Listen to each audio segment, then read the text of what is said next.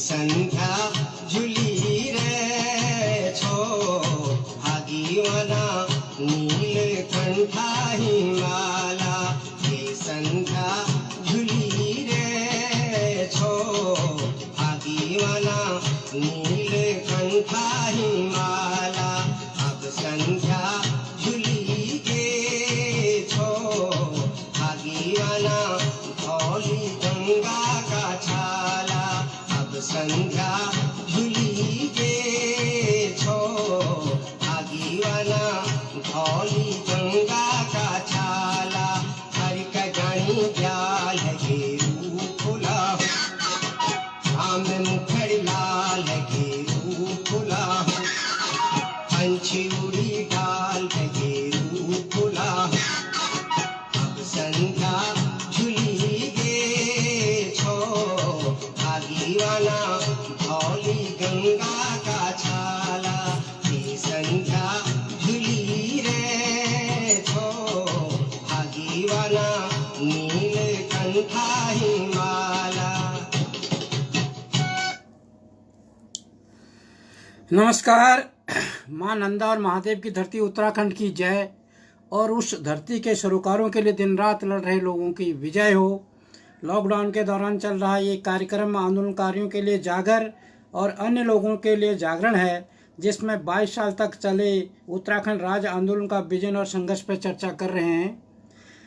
22 वर्षों तक दिन रात चले लंबे संघर्ष और तपस्या का उद्देश्य और विजन के मुख्य अंश थे कि सन 1993 में जो कौशिक आयोग गठित किया था, उसने जो अपनी रिपोर्ट 1994 में उत्तर प्रदेश की विधानसभा में सौंपी और उसके अनुसार जो उत्तराखंड राज्य का प्रपोजल केंद्र को गया, उसी के अनुसार उत्तराखंड राज्य की नौकरियों में केवल स्थानीय युवाओं की नियुक्ति, केंद्र सरकार की नौकरियों में 27% आरक्षण, मूल निवास का निर्धारण 1980, राज्य में अनुच्छेद 371, वनों पर स्थानीय लोगों का अधिकार, लोकसभा और विधानसभा क्षेत्रों का परिसीमन पर्वतीय क्षेत्रों में क्षेत्रफल के आधार पर, मैदानी क्षेत्रों में जनसंख्या के आधार पर आदि, जगबंदी, जल जंगल जमीन से जुड़े कई मुद्दे थे जिस पर हम चर्चा कर रहे हैं। और इन सब के लिए सर्वप्रथम अलग राज्य जरूरी था, अपना शासन अपने हाथ में होना जरूरी था, जिसके लिए लोगों ने ठीक उसी तरह मेहनत की जिस तरह हनुमान जी ने लक्ष्मण को शक्ति लगने पर संजीवनी बूटी को लाने के लिए की। लोगों ने अपने घर छोड़े, अपना परिवार छोड़ा, स्वास्थ्य की चिंता नहीं की, स्वार्थ छोड़ा, झंडे छोड़े, डंडे छोड़े, पार्टी की राजनीति छोड़ी, चुनाव छोड़ा, अलग राज्य की लड़ाई को जारी रखा। जब राज मिला तो वह भी साधु का रूप धारण कर सीता का अपहरण करने वाले कपटी रावण के छल कपट की तरह बहुत बड़ा छल हुआ और उस भूभाग का नाम भी उत्तरांचल दिया गया, जिसने उत्तराखंड राज्य आंदोलन के विजन के किसी भी अंश को नहीं छुआ। प्रभु श्री राम की कृपा से हनुमान जी रावण के छल को नस्ता नाबूद कर पूरा पर्वत उठा के ले आए और लक्ष्मण के प्राणों को बचा लिया।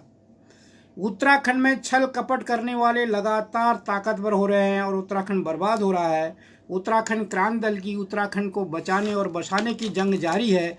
जरूरत उत्तराखंड की जनता के आशीर्वाद की है। यदि उत्तराखंड के सम्मानित मतदाता रूपी राम उत्तराखंड के भविष्य का निर्णय करते समय राज विरोधी रहे रावणों के मांस, मदिरा और अन्य प्रलोभनों में आ जाएंगे, तो उत्तराखंड की मर्यादा, संस्कृति, समृद्धि और संस्कार रूपी सीता और उत्तराखंड राज्य एवं उत्तराखंड राज्य आंदोलन के विजन रूपी लक्ष्मण को कौन बचाएगा? क्या ये रावण या इन रावणों के ही भाई अभय रावण रूपी फर्जी संगठन जो उत्तराखंड क्रांति दल को कमजोर करने के लिए आए दिन बनाए जाते हैं, वो बचाएंगे? कदापि नहीं। उत्तराखंडियों, हमारा कर्म और हमारा धर्म केवल उत्तराखंड राज्य आंदोलन के विजन है जिस पर हमें काम करना है। वही इन रावणों के लिए अचूक अग्निबाण है, क्योंकि उसी विजन में ताकत थी जिसने 22 साल तक लड़ने की ताकत दी और जिसने एक जन आंदोलन खड़ा किया। आज मैं जो लेके आया हूँ कि उत्तराखंड जब आंदोलन चल रहा था अलग राज्य को लेके, उस समय रोजगार के बारे में क्या सोच थी, क्या सोचते थे कि अगर हम अलग राज्य बनाएंगे तो रोजगार की व्यवस्था क्या होगी, जो सबसे बड़ी चिंता है उत्तराखंड की। और पलायन की भी सबसे बड़ी चिंता है। शिक्षा के बारे में मैंने वो दिया, और उसके बाद कल मैंने स्वास्थ्य के बारे में बताया था। आज मैं जो बता रहा हूँ कि रोजगार के बारे में क्या सोचते थे, क्योंकि जो बहुत बड़ी समस्या बनी है और सरकारों के लिए। आखिर उत्तराखंड क्रांति दल या आंदोलनकारियों के पास ऐसा क्या विजन था जो कहते थे कि हम 10 साल के अंदर उत्तराखंड राज्य को आत्मनिर्भर बना देंगे। तो ऐसा क्या विजन उनके पास था, उसको मैं लेके आया हूँ। इससे पहले मैं उसको आपके पास पेश करूँ, ये जो गीत चल रहा है वो आपके सुनाता हूँ, उसके बाद आता हूँ आपके बीच में।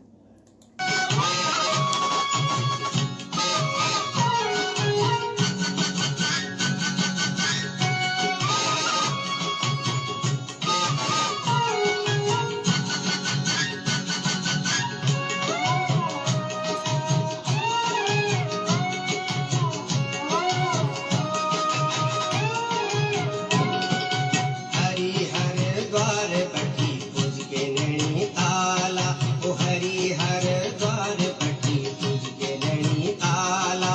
कुमाऊं का फाट पटी जय पूजी गढ़वाला, ओ कुमाऊं का फाट पटी जय पूजी गढ़वाला।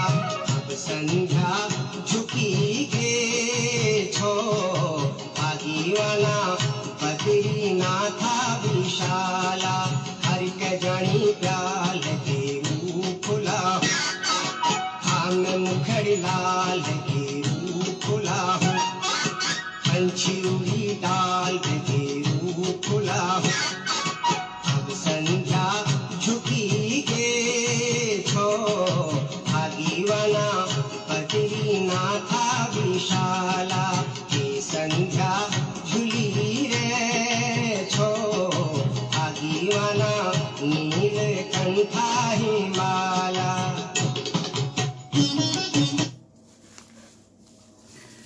रोजगार के बारे में सीधी सादी सोच थी, कोई ज़्यादा इन्वेस्टमेंट की बात नहीं थी, ना उसमें टाटा बिरला या अंबानी अडवाणी इसकी कोई ज़रूरत थी।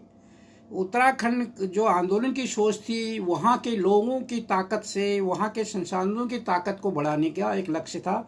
उसमें जो आधार था, उत्तम खेती मध्यम वान, निश्चित चाकरी भीख न दान, इस सिद्धांत को लेके विजन देखा गया था रोजगार का।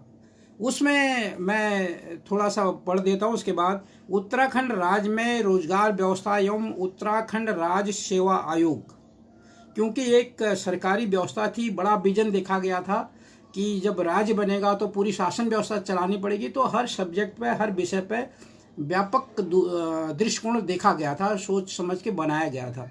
तो उसमें था कि हम जो अपना रोजगार बनाएंगे, उत्तराखंड का जो राज्य का सेवा आयोग होगा, क्योंकि आज की डेट में भी होगा, तो उसका ये था कि उत्तराखंड को की प्रशासनिक आवश्यकताओं की पूर्ति के लिए जैसे दूसरे राज्यों में होता है, वैसे उत्तराखंड में राज्य सेवा आयोग का गठन होगा, जिसके अधीन आने वाले उत्तराखंड में जो स्थानीय हैं नियुक्तियां हैं, उस आयोग के अंदर जितनी उत्तराखंड की नियुक्तियां होंगी उनमें वहाँ के लोगों को रखा जाएगा।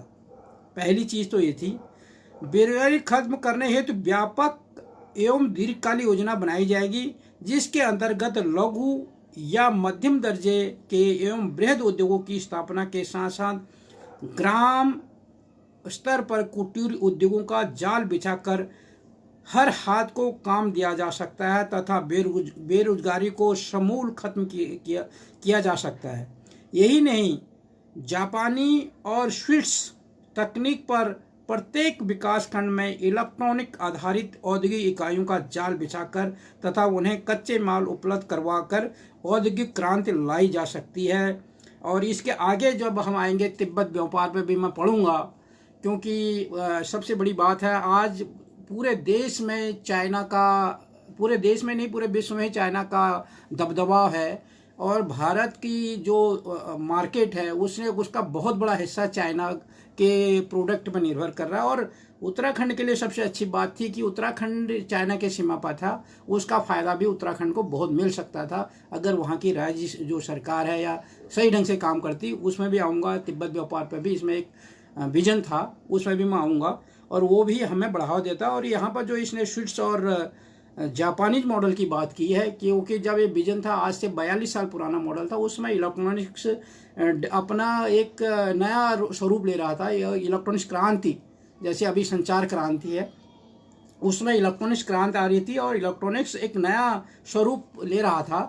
तो और उसके जो रॉ मटेरियल था काफ़ी हल्के हैं और इन्वायरमेंट को भी कोई नुकसान उससे नहीं पहुंचने वाला था। तो उस समय ये विजन दिखा गया था कि उत्तराखंड में ऐसे उद्योगों का जाल बिछाया जाएगा, इलेक्ट्रॉनिक्स से रिलेटेड उद्योगों का जाल बिछाया जाएगा। अब तो इंडिया में क्या होता है कि रेडीमेड माल आता है बाहर से, पूरा तैयार माल आता है। तो इंडिया ने जो सोचा था, जो चाइना में इस समय है, क्या है कि वहाँ पे जो भी चीज़ है आपको मेड इन चाइना की हर चीज़ तुरंत तैयार मिल जाती है। कोई भी चीज़ लो, आपका उसका चाइना का सस्ता माल मिल जाता है। वही सपना उत्तराखंड को लेके देखा गया था कि हम उत्तराखंड में इलेक्ट्रॉनिक्स की हर आइटम तैयार करने की क्षमता उत्तराखंड में पैदा करेंगे। और यही नहीं, कच्चे माल इकाइयों का मतलब जापानी और स्विस तकनीक के प्रत्येक विकास खंड में इलेक्ट्रॉनिक आधारित उद्योगों की इकाई का जाल बिछा करता इन्हें कच्चा माल उपलब्ध करवा कर औद्योगिक क्रांति लाई जा सकती है। उत्तराखंड में उपलब्ध कच्चे माल पर आधारित औद्योगिक इकाइयों को आधुनिक टेक्नोलॉजी के साथ विकसित किया जाए तो व्यापक स्तर पर रोजगार उपलब्ध कराए जा सकते हैं। कच्चे माल पर आधारित एकाधिकारवादी बड़ी औद्योगिक इकाइयों का जनहित में विकेंद्रीकरण करना होगा। और ये है कि उसमें छोटे उद्योग, मध्यम उद्योग और बड़े उद्योगों का अध्ययन किया जाएगा। उस पर रॉ मटेरियल कहाँ मिलेगा, उसकी मार्केट कहाँ होगी, उसके लिए हम जो सप्लाई चेन है, क्योंकि उत्तराखंड में एक जो सबसे बड़ी चुनौती है आज, जो हमारे जितने भी स्कूल में जो उद्योग फेल हो रहे हैं, उसके लिए सप्लाई चेन बहुत बड़ी चुनौती है। मजदूर मालिक के रिलेशन, रॉ मटेरियल की उपलब्धता, मार्केट की उपलब्धता के साथ साथ जो सप्लाई चेन है, क्योंकि जो कनेक्टिविटी है, चाहे वो रेल कनेक्टिविटी हो, चाहे रोड कनेक्टिविटी हो, चाहे हवाई कनेक्टिविटी हो, वो भी औद्योगिक क्रांति के लिए, रोजगार के लिए बहुत महत्वपूर्ण है। और उसमें भी ये रोजगार नीति के अंदर ये सोचा गया था कि हम जहाँ भी अपने औद्योगिक इकाइयाँ स्थापित करेंगे, उसके लिए हम जो सप्लाई चेन पर विशेष ध्यान दिया जाएगा, ताकि वो दिक्कत न आए। जो चीज़ रॉ मटेरियल की उपलब्धता समय पर हो, मार्केट तक पहुंचने के लिए समय ज़्यादा ना लगे, और मजदूर और मालिक के जो रिलेशनशिप हैं उनमें कड़वाहट ना आए, क्योंकि आए दिन अगर स्ट्राइक होगी, असंतोष इंडस्ट्री में पैदा होगा तो उसका बुरा असर उद्योग पर पड़ेगा। ये भी इसके अंदर था। उत्तराखंड में 6000 किलोमीटर क्षेत्र, अब मैं उस पर आ रहा हूँ, उत्तम खेती। ये तो था कि हम औद्योगिक विकास और पहाड़ों के ऊपर इन्वायरमेंट को बचाते हुए कैसा औद्योगिक विकास करेंगे, उस पर मैं डिटेल पर आगे अब इसके कुछ देर बाद आऊँगा। उससे पहले मैं थोड़ा और पढ़ लेता हूँ। उत्तराखंड में 6000 किलोमीटर क्षेत्र वनस्पति रहित खाली पड़ा है, जिसे फल पट्टियों के रूप में विकसित करने हेतु दीर्घकालिक योजना के अंतर्गत कार्य करना होगा तथा फल पट्टियों के विकास हेतु बेरोजगार 5 एकड़ भूमि तथा सभी आवश्यक उपकरण एवं न्यूनतम 1 लाख रुपए की धनराशि बिना ब्याज ऋण के रूप में प्रदान कर फलोत्पादन के क्षेत्र में क्रांति लाई जा सकेगी, ताकि उत्तराखंड राज्य देश के सर्वाधिक फल निर्यात करने वाले राज्य के रूप में विकसित हो सके। साथ ही सघन वृक्षारोपण द्वारा पर्यावरण की सुरक्षा, बेरोजगारी को भी खत्म किया जा सके। इसी प्रकार आलू और सब्जी उत्पादन के क्षेत्र में भी उत्तराखंड राज्य को आत्मनिर्भरता के अतिरिक्त निर्यात की स्थिति में लाने हेतु तेजी से कार्य किया जा सकेगा। इसके अलावा जो है, जैसे हमारे कृषि उत्पाद में है, वहाँ पर रोजगार बढ़ाए जाएंगे। फल उत्पादन है, सब्जी उत्पादन है, और जब हम हस्तशिल्प पे बात करेंगे, जब हम कुटीर उद्योगों की बात करेंगे, जब हम ग्रामीण उद्योगों की बात करेंगे, पशुपालन की बात करेंगे, वो वहाँ पे भी रोजगार आएंगे। और मैं इसको आगे बढ़ाने से पहले जो एक गीत आपको सुना रहा हूँ, इसको बताता हूँ, फिर मैं इसके और डिटेल में आपको आता हूँ कि रोजगार की क्या व्यवस्था सोची गई थी।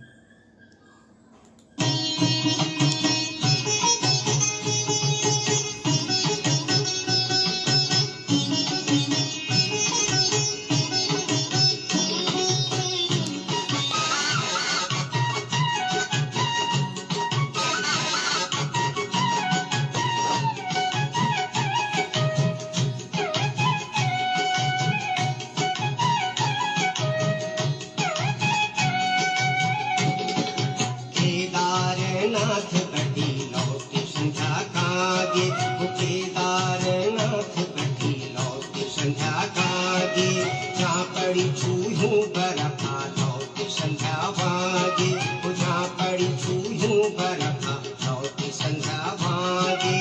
अब संध्या लुकी गे छो भागीवाना मानसरोवर का ताला, हर के जणी प्याल के रूप खुला हो, धाम मुखड़ लाल के रूप खुला हो, पंछी उड़ी डाल के रूप खुला हो। अब संध्या लुकी गे छो भागीवाला मानसरोवर का ताला, अब संध्या लुकी गे छो भागीवाला मानसरोवर का ताला, हर के जणी डाल के रूप खुला हो, धाम मुखड़ लाल के रूप खुला हो, पंछी डाल के रूप खुला हो। संध्या लुकी गे छो भागीवाला मानसरोवर। तो रोजगार का ये था। दूसरी जब मैंने इसका स्टार्ट किया था कि रोजगार कहाँ से हो, पहले तो कि हम रोजगार आयोग बनाएंगे वहाँ पे, और वहाँ के उसके अंदर जितने भी रोजगार होंगे वो वहाँ के स्थानीय लोगों को दिया जाएगा। दूसरी एक चीज़ मैंने जब स्टार्ट किया था तो 27% आरक्षण की बात थी, केंद्र सरकार की नौकरियों में दबाव बनाया जाएगा। और मैं एक 27 जुलाई 1995 को एक सुप्रीम कोर्ट का एक आदेश उत्तर प्रदेश को, तत्कालीन उसमें उत्तर प्रदेश था, एक निर्देश दिया था कि उत्तराखंड की सामाजिक, आर्थिक और भौगोलिक स्थिति को देखते हुए इनको 27% आरक्षण दिया जाए। वो धारा 15 के भाग 4 के अंतर्गत सुप्रीम कोर्ट ने निर्देशित किया था उत्तर प्रदेश को। जब उत्तर प्रदेश में मायावती के नेतृत्व में बसपा और भाजपा की सरकार बनी तो उसने उसको निरस्त कर दिया। ये भी यहाँ पर समझने की ज़रूरत है। और उसी दौरान जब भाजपा की वहाँ पर सरकार, भाजपा और बसपा की सरकार बनी तो उत्तराखंड में क्लास 1 से लेके 4th क्लास की करीब 11 से 12 हज़ार पोस्ट रिक्तियाँ भरी गई। अब शायद अगर आप लोगों को पता ना हो और वो जानते हो, क्योंकि उत्तराखंड बनने से पहले उत्तराखंड में बहुत बेशुमार ढंग से वहाँ पर बाहर के लोगों को भर्ती किया गया, जो आज भी आप लोगों को दिखाई देते हैं, आज भी उधर ही हैं वो लोग।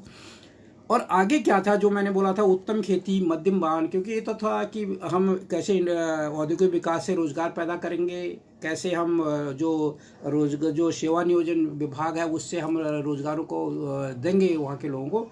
बाकी ये था कि हम जो अपने पास प्राकृतिक संसाधन हैं, जो हमारे पास जल जंगल ज़मीन है, उसका जो तासीर है उस ज़मीन की जो ताकत है, उससे हम कैसे रोज़गार पैदा करेंगे। उसमें था कि हम उत्तम खेती मतलब कृषि बागवानी को, और जो वहाँ की हर्बल्स हैं, मशरूम की खेती है और फल है, फूल है, उनको हम ज़बरदस्त विकास करेंगे। जैसे बताया भी था मैंने पहले कि फल पट्टी में कन्वर्ट किया जाएगा, बेरोजगारों को 5 एकड़ ज़मीन और 1 लाख रुपए का मतलब ब्याज रहित ऋण दिया जाएगा, और सारे जो यंत्र उसको ज़रूरत है वो दिया जाएगा, प्रशिक्षण दिया जाएगा, उसके लिए मार्केट उपलब्ध कराई जाएगी, उसके लिए रोड ट्रांसपोर्ट, जो सप्लाई चेन की मैं बात कर रहा था, वो उपलब्ध कराया जाएगा, ताकि हमारा जो फल है, सब्जी है, वो समय पर मार्केट पहुंच सके। उसकी सारी व्यवस्था उसके अंदर थी।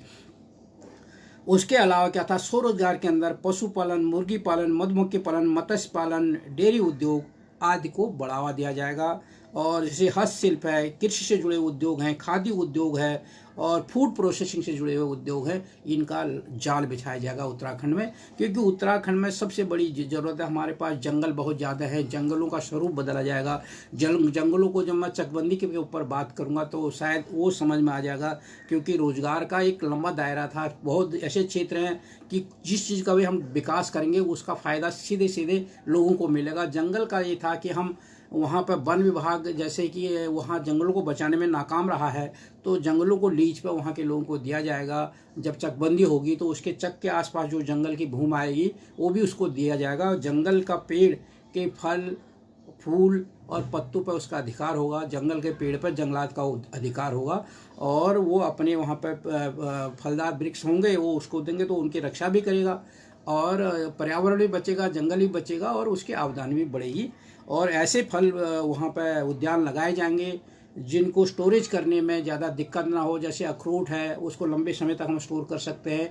ऐसे जो ड्राई फ्रूट से जुड़े हुए वो है फल है, और जिनके लिए हमारे वहाँ मार्केट आसानी से उपलब्ध है, जिनके लिए हम वहाँ पर प्रोसेसिंग का सिस्टम तैयार कर सकें, उससे जुड़े हुए वहाँ पर उद्यान लगाए जाएंगे। ये उसके अंदर था, स्वरोजगार के अंदर। और उसके अंदर और क्या था कि इसके अलावा जो सेवा क्षेत्र है, मैंने अभी जो चीज़ बात नहीं की, सेवा क्षेत्र है वहाँ पर बहुत महत्वपूर्ण है। जैसे मैंने जब शिक्षा की बात की थी, जब स्वास्थ्य की बात की थी, जब मैं परिवहन की बात करता हूँ, क्योंकि अगर टूरिज्म की बात होती है तो जो ट्रांसपोर्ट है उसमें भी काफ़ी रोज़गार पैदा होंगे। और जब पर्यटन की, धार्मिक पर्यटन की बात होती है, साहसिक पर्यटन की बात होती है, आध्यात्मिक पर्यटन की बात होती है, नैसर्गिक पर्यटन की बात होती है, तो ये सारे पर्यटनों को विकसित किया जाएगा और उससे रोज़गार पैदा होंगे। साथ ही जो मैंने एक बार आपको जब बता रहा था, मैं इलेक्ट्रॉनिक्स और स्वीट्स और जापानी मॉडल की बात कर रहा था, उसके साथ साथ एक और चीज़ थी कि जो वहाँ पे बीपीओज हैं, कॉल सेंटर्स हैं, इनका जाल बिछाया जाएगा। क्योंकि जैसे दूसरी जगह शहरों में है, जबकि वहाँ हमारे उत्तराखंड में शिक्षा का केंद्र बन सकता है, वो स्वास्थ्य का केंद्र बन सकता है, वो बीपीओज का कॉल सेंटर के लिए एक बहुत उपयुक्त माहौल है।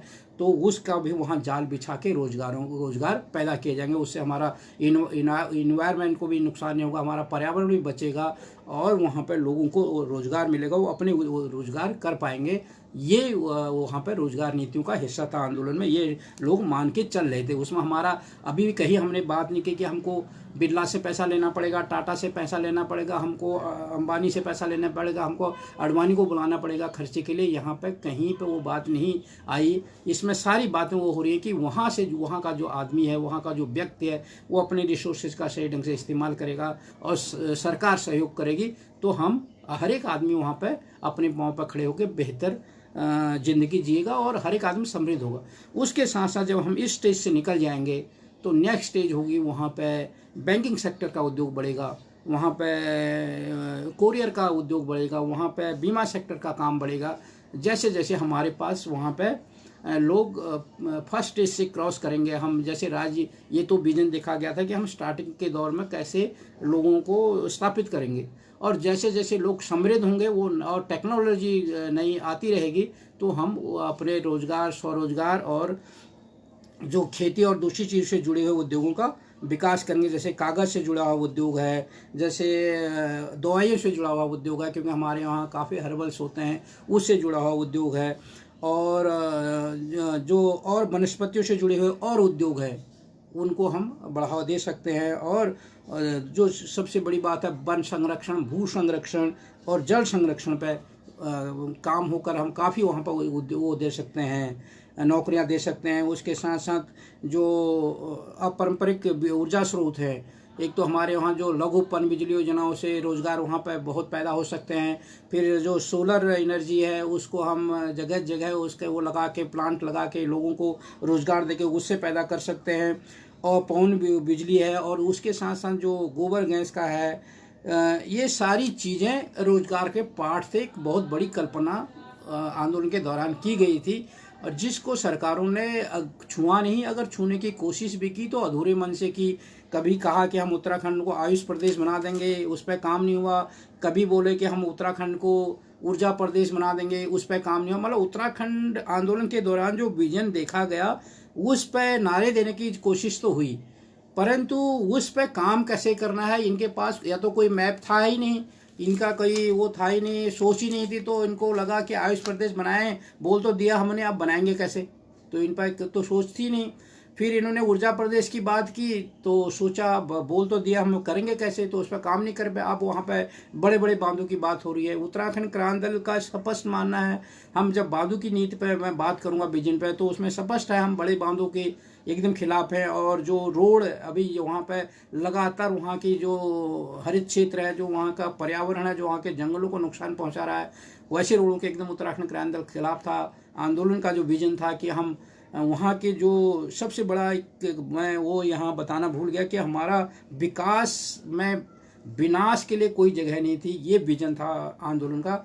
आंदोलन में ये कल्पना रखी गई थी कि जहाँ पे विनाश विकास के अगर कहीं भी चलता है साथ साथ तो उसे विकास की परिभाषा नहीं दी जा सकती। इसलिए विकास में विनाश के लिए कोई जगह नहीं होगी। अगर कहीं भाई थोड़ा बहुत करना पड़े तो उसके बदले हमें लॉन्ग टर्म्स उसके भरपाई के बारे में भी सोचना पड़ेगा, तभी हम उस विकास की बात कर सकते हैं। परंतु आज तो कोई बात नहीं, करना है। कहीं सड़क जा रही है तो उससे कितना नुकसान हो रहा है, कितने खेत दब रहे हैं, कितने पेड़ कट रहे हैं और कितने हरित क्षेत्र बर्बाद हो रहा है, उससे किसी को कोई मतलब नहीं है।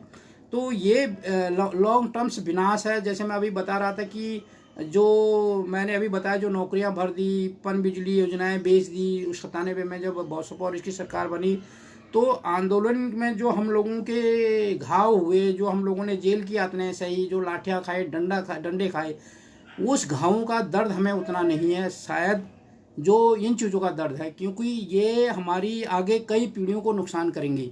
जो हमारे संसाधनों को लूट दिया गया, जो उस समय हमारे परियोजनाओं को बेचा गया, हमारी ज़मीन को बेचा गया, जंगल का कानून सख्त बना दिया गया, हमसे 27% आरक्षण निरस्त कर दिया गया, तो वो उसका असर हमारी कई पीढ़ियों तक चलता रहेगा। इस बात का सबसे बड़ा दुख है। और उससे बड़ा दुख इस बात का है कि जिनके साथ ये खिलाफ ये काम हुआ, वो लोग, उनको इसका कोई असर नहीं पड़ा। वो लोग लगातार उन्हीं लोगों को वोट दे रहे हैं, उन्हीं लोगों को ताकतवर कर रहे हैं जिन लोगों ने उनके खिलाफ ये साजिश रची।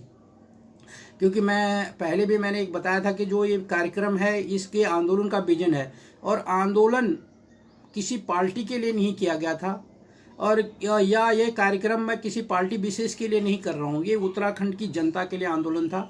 उत्तराखंड के समस्त जनता के लिए राज्य मांगा गया था, किसी पार्टी विशेष के लिए राज्य नहीं मांगा गया था। अगर कोई ये सोचे कि इससे किसी पार्टी को बेनिफिट होना था या किसी पार्टी विशेष की वो थी, तो इसी का बहुत बड़ा नुकसान उत्तराखंड को शायद भुगतना पड़ रहा है। क्योंकि जब तक हम नहीं सोचेंगे कि राज्य मांगा गया था तो वो सारे उत्तराखंडियों के लिए मांगा गया था।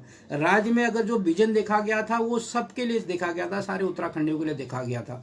अगर वहाँ पर राज्य के विजन के हित में कुठाराघात हुआ है, हमले हुए हैं, तो उसका नुकसान भी समस्त उत्तराखंडियों को उठाना पड़ रहा है। चाहे वो 27% आरक्षण को लेके बात हो, चाहे जंगल के अधिकार की बात हो, चाहे 371 की बात हो, चाहे चकबंदी से जुड़ी हुई बात हो, चाहे जो दूसरी चीज़ें हैं। अभी मैं और चीज़ों पाऊंगा, जैसे जो संशोधन हुए, जब बिल पास हुआ, मैं जो अभी उत्तराखंड आंदोलन के संघर्ष में मैं 97 तक ही पहुंचा हूँ, जहाँ पर कि वहाँ मायावती की सरकार ने अभी जो राशन की वहाँ पर किल्लत हो रही है कोरोना के दौरान, ये भी वहाँ पर मायावती की सरकार ने भाजपा के साथ मिलकर सन 97 में कोटा उत्तराखंड पहाड़ी क्षेत्रों का कोटा घटा दिया था, और वही नीति अभी भी चल रही है। मतलब सन 97 में भाजपा और बहुजन समाज पार्टी की जो सरकार बनी, उसने शहरी क्षेत्रों का, मैदानी क्षेत्रों का कोटा बढ़ा दिया राशन का, सस्ते गल्ले का, और पर्वतीय क्षेत्रों का कोटा घटा दिया। और वही कोटा जो APL कार्ड वालों को मिल रहा है आज, वो उसका वही निर्णय वो 97 में हो गया था, और वही आज भी चल रहा है। तो ये सारी चीज़ों को, जो ये कार्यक्रम चल रहा है, इन चीज़ों को समझाने की कोशिश कर रहे हैं कि इन चीज़ों को समझने की ज़रूरत है, और इसका असर आज ही नहीं पड़ रहा है, हमारी आने वाली पीढ़ियों पर पड़ता रहेगा, उनकी अगली पीढ़ियों पर पड़ता रहेगा, उनकी अगली पीढ़ियों पर पड़ता रहेगा। क्योंकि आंदोलन के घाव तो मैंने झेले, या मेरे साथी ने झेले, या जिसने भी झेले उसके साथ ही निकल जाएंगे। या जो शहीद हुआ वो मर गया बेचारा, और उसके परिवार जो था वो जैसे कैसे संभल गया होगा, उससे वो दुख झेल लिया। परंतु जो ये दुख है, जो उत्तराखंड के साथ वो समझौते किए गए, जो राज्य बनने से पहले जो निर्णय लिए गए, वो उसके घाव हमारी कई पीढ़ियां झेलेंगी। इस चीज़ को समझने की ज़रूरत है। इसी के साथ जितनों ने भी आज इस कार्यक्रम में भाग लिया, सबको बहुत बहुत धन्यवाद। मैं सारे वीडियो अपने YouTube चैनल उत्तराखंड संसार में भी डाल रहा हूँ, उसको भी सब्सक्राइब करिए। और इन सारों को मैं एक के बाद एक पूरा लिंक कर रहा हूँ, उसमें अगर जब देखोगे तो आपको इससे पहले वाला वीडियो भी मिल जाएगा, इसके बाद वाला वीडियो भी मिल जाएगा। इसके अलावा मैं तीन उसके साथ लिंक कर रहा हूँ, 3 वीडियो लिंक कर रहा हूँ, तो वो सारे आपको मिल जाएंगे। और इसी के साथ जय हिंद, जय उत्तराखंड।